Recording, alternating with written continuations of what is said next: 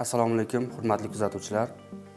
Farg'ona viloyat adliya boshqarmasi tomonidan 2025-yil davomida intellektual mulk huquqlarini himoya qilish sohasida bir qator ishlar amalga oshirildi.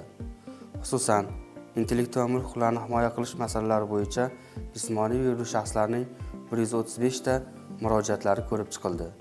Ushbu murojaatlar asosida 112 ta tadbirkorlik subyektlarida tekshiruvlar o'tkazildi.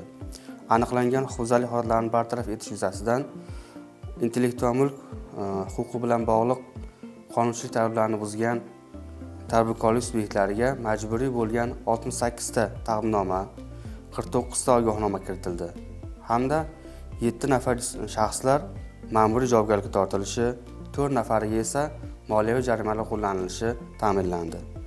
Ushbu harakatlar natijasida 251 ta intellektual mulk obyektlari huquqiy himoyasi ta'minlandi.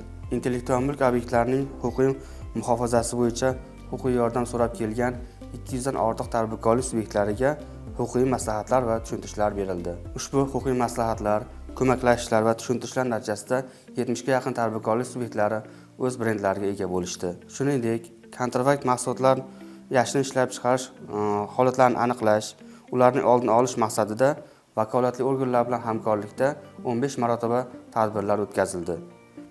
Tovar belgilarini ro'yxatdan o'tkazish bo'yicha tadbirkorlik subyektlariga 68 marotaba huquqiy va uslubiy yordamlar ko'rsatildi. Shuningdek, 98 ta savdo obyektlari esa kontrafakt hudud deb e'tirof etildi.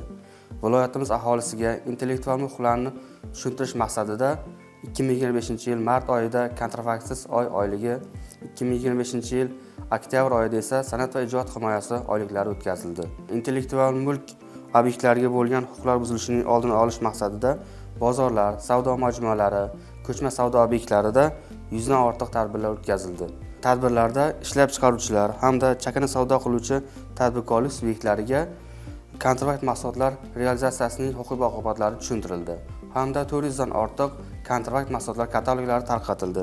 Ushbu tadbirlarda aholiga mualliflik huquqlari, kontrafakt mahsulotlar, ularni asl mahsulotlardan farqlash, ularning zararlari to'g'risida ma'lumotlar berib o'tildi.